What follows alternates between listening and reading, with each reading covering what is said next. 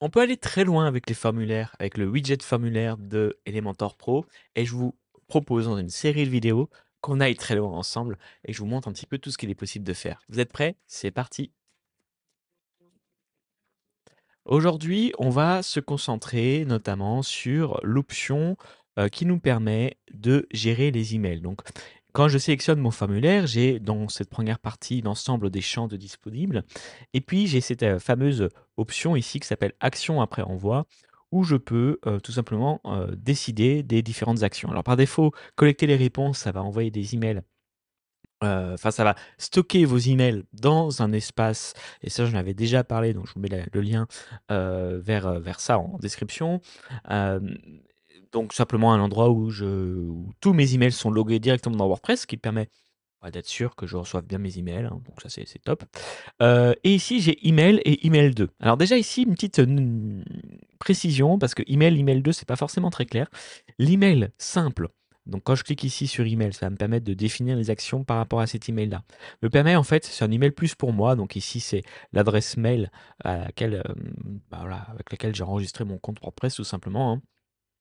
Et email 2 par contre est fait pour pouvoir envoyer un email à la personne, qui a, tout simplement envoyé le formulaire.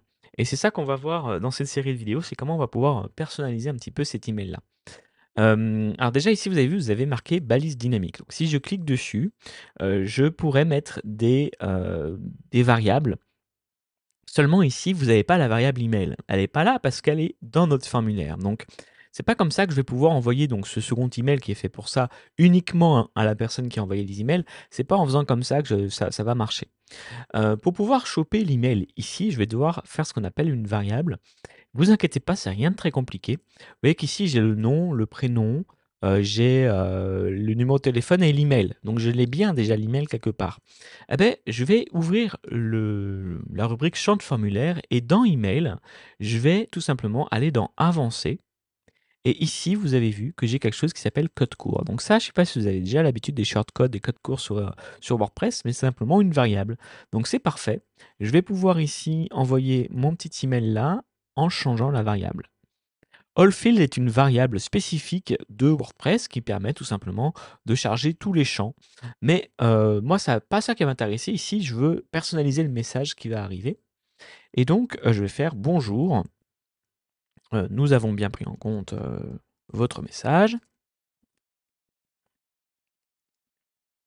Et revenons vers vous. Et là, 3 petits points, 3 petits points, 3 petits points. Voilà. Alors, on va aller. Je vais l'écrire en entier. Voilà. Revenons vers vous, puisque je vais vous montrer autre chose très prochainement. Hop. Merci. On va comme ça, on va pouvoir tester. Mais on n'est pas obligé d'aller jusque-là. C'est-à-dire que, enfin, c'est déjà très bien ce qu'on a fait, hein, mais on peut aller plus loin. C'est ça que je voulais dire. Puisqu'ici, on a une variable qui s'appelle email. Qu'est-ce qui nous empêcherait de mettre également, puisqu'on a le nom-prénom, le nom-prénom, donc champ formulaire, ici on a bien full name, voilà. On va rendre ce champ obligatoire, comme ça on est sûr que les personnes, bah, on l'aura toujours, hein. Et ici, on va tout simplement mettre, faire dans avancer, on va faire notre petit copier et on va le mettre directement dans email 2 après le bonjour. Donc ça fera bonjour variable, virgule, donc ça fera bonjour Vincent par exemple, et avec ce petit message. Alors on va tester ça. Donc pour tester, je vais cliquer simplement sur le bouton vert et je vais lancer la prévisualisation voilà, sur un nouvel écran.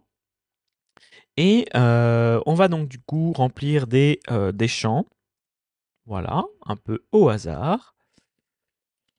Tac. Ici, je vais mettre, qu'est-ce que je vais bien pouvoir mettre? Je vais pouvoir mettre n'importe quoi comme email. Je vais vous montrer la petite astuce. Voilà, je vais le faire comme ça. Tac. OK, je mets n'importe quoi comme email puisque j'utilise une option sur mon ami, Local by Flywheel. Je vous avais fait les 10 astuces, sur Local by Flywheel. Vous vous souvenez, on avait parlé de cet outil, sinon je vous mets le lien en vidéo, hein, dans les commentaires ou en notification. Vous avez ici quelque chose qui s'appelle, Maillog. Donc on va ouvrir Maillog et Maillog permet de traquer tous les emails qui sortent de WordPress. C'est exactement ce que je veux faire pour vérifier que tout s'est bien passé. Donc ça, c'est si vous utilisez Local by Alphaville, si vous mettez simplement une adresse mail, hein, voilà, pour tester une adresse mail à laquelle vous allez le recevoir. Je ne l'ai pas fait là, mais une autre façon de faire, si vous voulez tester des mails temporaires, c'est Yopmail. Voilà, je vous mettrai aussi Yopmail en description, qui vous permet tout simplement de générer des emails temporaires. Voilà, tac. Alors si vous voulez, on peut le faire comme ça. On aura deux sécurités. On aura notre ami. Alors je vais me remettre là et je vais mettre cette adresse mail là pour voir vraiment ce que vont recevoir les personnes. Ça, je vous rappelle, c'est la variable. Donc j'envoie ce message. Phone number, oui, bah là j'ai mal mis, hein, donc je vais mettre 0, 0, 0, 0, 0, 1, 0, 1, 0, 1, 0, 1. Voilà. Là, mon email va partir. Ça me dit que le message a bien été envoyé. Donc si je vais dans mail log qui est du coup ici, voilà. J'ai bien mes emails qui sont partis, hein. Donc ça encore une fois, c'est si vous utilisez Local by Alphaville et je vous renvoie vers la vidéo si vous ne l'avez pas vu pour voir un petit peu comment ça fonctionne. Ça, c'est bien l'email que, j'ai reçu en tant qu'administrateur et Allfeed, bah, ça tient sa promesse, ça me liste bien tous les champs de mon formulaire, y compris les champs type métadonnées, donc je sais à quelle heure, depuis quel navigateur. OK, parfait. Et si je retourne ici, j'ai bien l'email que va recevoir la personne et là, je vois que ça fonctionne plutôt bien. «Bonjour Vincent, nous avons bien pris en compte votre message et revenons vers vous très prochainement, merci». Il y a juste un petit souci, vous voyez, c'est que je n'ai pas de saut à la ligne. Donc ça, je vais vous montrer comment faire, c'est très simple. Et si je vérifie sur Yopmail, alors c'est ce que j'ai bien écrit, c'est pas dit. Bon, en tout cas, si je pourrais le tester par la suite, je vais le refaire avec Yopmail. Alors, il nous manque du coup cette histoire de BR. Tout simplement, BR, c'est quoi? C'est un petit bout de code en HTML, je vous rassure, c'est très simple, que je vais ajouter pour faire un saut à la ligne, puisqu'on a vu que c'est ce qui manquait. Donc je vais taper simplement BR comme ça, avec un petit chevron. Voilà, un petit espace, un petit chevron. Voilà. Et ça, je vais le mettre à chaque fois que je veux sauter une ligne. Donc là, j'ai ces deux lignes. Je le mets aussi pour les espaces blancs. Hop, hop. Et voilà. Ou pardon, excusez-moi pour le, pour le petit problème d'écran. Alors, juste, j'enregistre. D'accord. J'ai fait mon petit BR. Là, ça, je vais juste recopier cette adresse mail-là pour vérifier que c'est bon. Et je vais refaire un second petit test. Donc voilà. Cette fois-ci, je vais m'appeler comment? Je vais m'appeler Hugo. Voilà. OK, je mets un numéro de téléphone. Je mets l'adresse mail comme ceci, du Hotmail. Je mets mon petit commentaire de test et on va vérifier que du coup, le message qui arrive cette fois-ci, alors est-ce que peut-être qu'il attend un petit peu? Sinon, c'est pas grave. Heureusement que j'ai prévu le coup. Je vais dans Mail Log et ici, je vais voir, vous voyez, j'ai bien tout simplement mon espace qui est pris en compte avec les BR.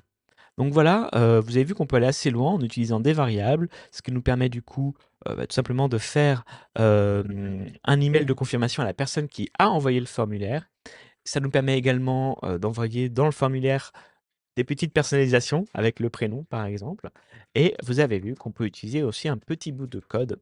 Maintenant, on va aller encore plus loin dans une prochaine vidéo, donc je vous mets, en notification, ou dans les commentaires la prochaine vidéo dans laquelle, cette fois-ci, on va pouvoir carrément, envoyer une pièce jointe. Alors, ce sera pas vraiment une pièce jointe, mais vous allez voir comment on va pouvoir le faire. Ce qui peut être très pratique si, par exemple, les gens demandent à avoir de la documentation sur votre site ou veulent télécharger un e-book, par exemple. On va pouvoir envoyer ça également dans le lien. Voilà, et enfin, envoyer un lien avec notre pièce jointe directement dans notre email. Voilà, j'ai réussi. Donc ça, c'est pour la prochaine vidéo.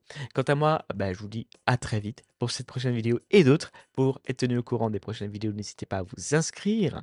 C'est gratuit sur la chaîne YouTube en vous abonnant et en étant notifié de toutes les notifications. Donc tapez bien sur la petite icône une fois que vous êtes après vous être abonné, hein, de la petite cloche pour demander à activer toutes les notifications pour être tenu au courant de toutes les vidéos à sortir. Quant à moi, je vous dis à très vite pour une prochaine vidéo. Ciao, ciao!